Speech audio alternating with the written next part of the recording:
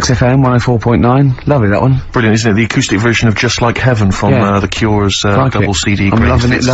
Collection. Now, again, I broke the rules in the week. I met up with Carl. I had lunch with him. And we were chatting, and having a cup of tea, and it got onto one of Carl's favourite programmes, was the Tales of the Unexpected. Ah, of course. And all I can think is that he's probably the only person in Britain where they were unexpected. I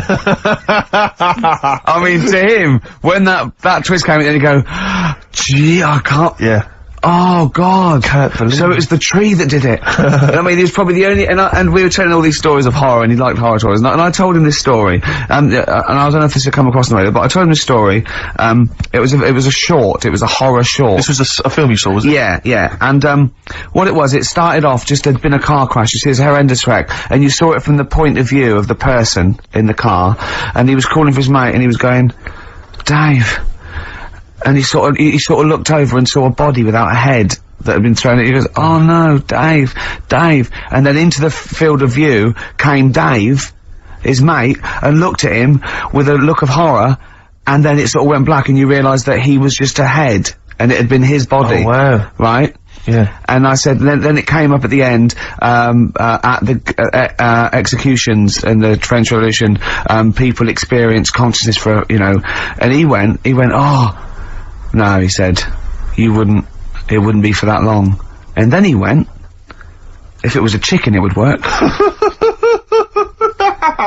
Imagine remaking that film, but it's two chickens in horrendous car crash. Their own fault for driving. It would work. No, he wasn't having that. Yeah. No, it was too long. I think he said, how long was this film? Went, oh no, 5 minutes. He went, no. It would work if it was a chicken. I like the way that Carly and something like, when you relate an incident like that, he's appalled and offended and annoyed by the people that made it, even though he's never seen it. Oh, he's annoyed, yeah. Like, you have it. I want to see it. I think it's a good idea. Yeah. But they should have thought it through a bit more. Yeah. Do you have a favourite, Tales of the Unexpected, one that you remember particularly that shook you up? Yeah, we were talking about the one on, where, there's some woman in prison. Have you seen that one? No, I can't remember them all. Right. This woman's in prison. Yeah. And, she gets a bit friendly with the guy who takes the dead bodies out. Right. And, he said, I can get you out of here. So what you've got to do, right, you've got to, I don't know, at midnight... When you hear the bell toll, that means there's been a dead body. Yeah, there's been a dead body. So what you've got to do is go into, like, the place where all the dead bodies are, get in the first coffin on the right, and then I'll come along and carry you out, and you can run away and escape, right? So she goes, yeah, alright then. So she hears the bell go. I'll bury you, right? And then I'll come back later and dig you up. Right. Yeah, but that's the point. It doesn't matter. It does matter. Trust me, Carl, it really matters. Okay. Listen, I don't know if I'm going to ruin this for people at home. Yeah.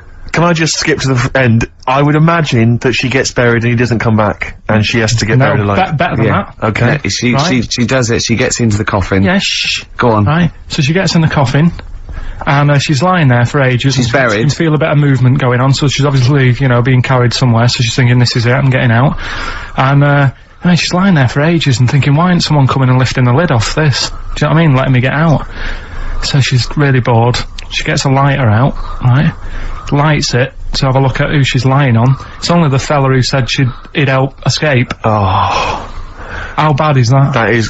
How bad is that? So it is quite important that she's buried alive then, isn't it?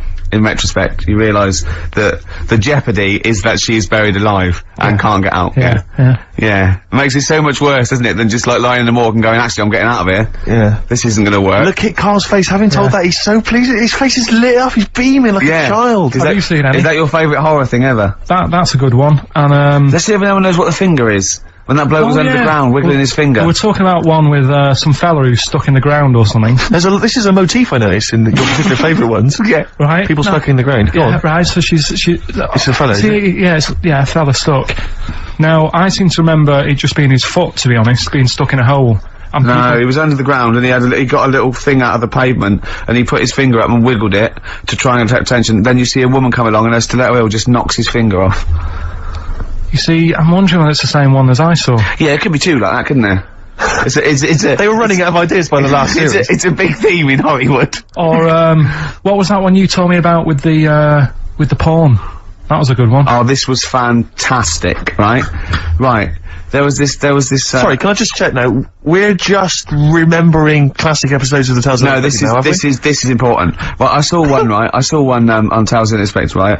And it was, these two gents, what they used to do, they look down the obituaries, and they'd blackmail, the wife or the son of a dead eminent person, like might be a priest or a doctor, or something, and they'd go and they'd say, he bought some, erotic, stuff from us, before he died, and he owes, 100 guineas and all this sort of stuff, and they'd pay up because it'd be so embarrassing. They just didn't want them to say, just pay him, right?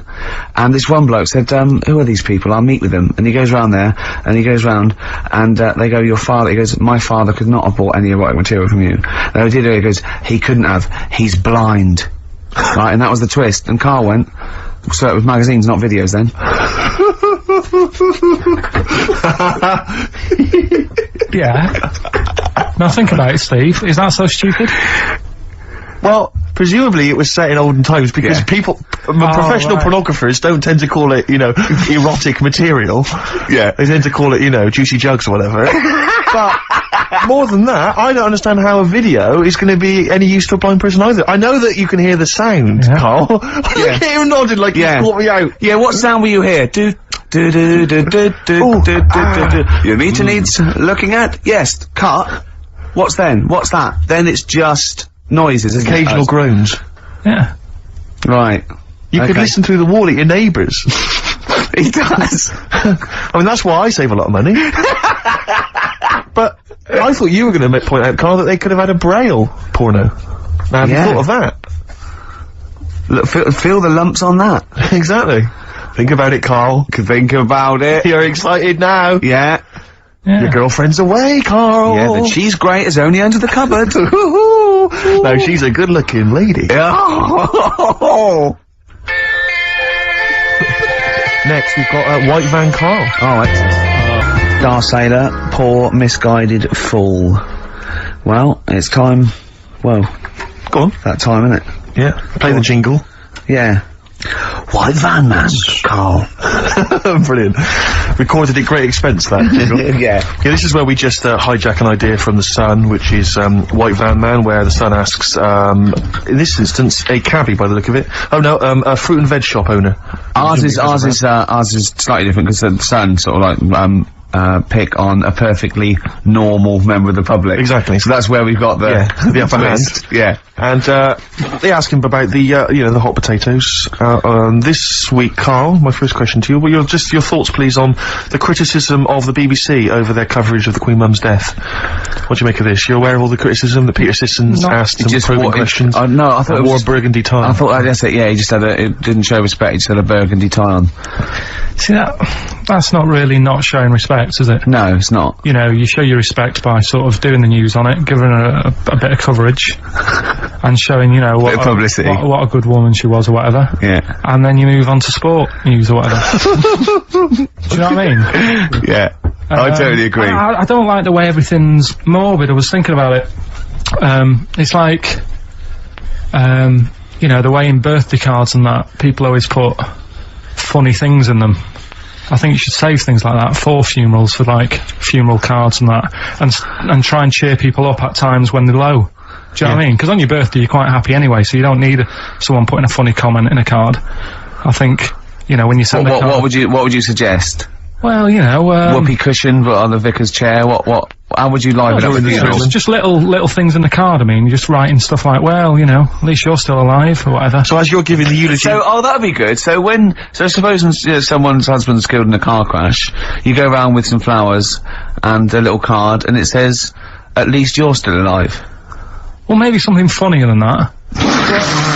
Well, maybe, like, if you got up to give the eulogy during a funeral, just wear a pair of comedy tits. Yeah. Or those glasses that are eyes on sort of springs. But why has everyone got to be so sad about someone dying? No, what annoys me is that when you see the people on television, they sort of members of the public, and they're crying about the Queen Mother, who was sad when anyone dies, sad when anyone dies. She was 102. And, you know, I mean, it's sort of like, I think they should cry. Well, there's a picture in the paper today. I don't understand it. There's a picture in the paper today of, various people who were lining the funeral kind of route yesterday, and there's a picture of a very young child, maybe sort of 5 or 6, on the arms of her dad, and her head bowed, and it says a young girl there weeps for the Queen Mother. And I was looking at it, and you can tell she's just tired.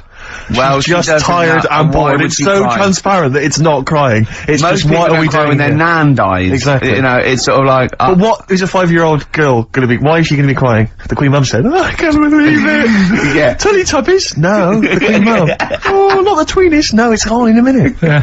It's like, Oh dear. I mean, I know, I'm sure, you know, I don't know much about her, I don't know if she was a great woman, and obviously, you know, it's always sad when someone dies, but it's like, it's interesting that there was a lot of tourists in that long line of people that are now queuing from hours upon hours to see her dying in state, because it's clearly just people who want to be a part of history. Must be gutting if you're over from Sweden and you find out that, you know, the Queen Mum's died. Oh, you must be devastated. You probably don't want to carry on with your visit. Exactly. Really. Okay, listen, Carl, I think we've covered that. what do you make of the,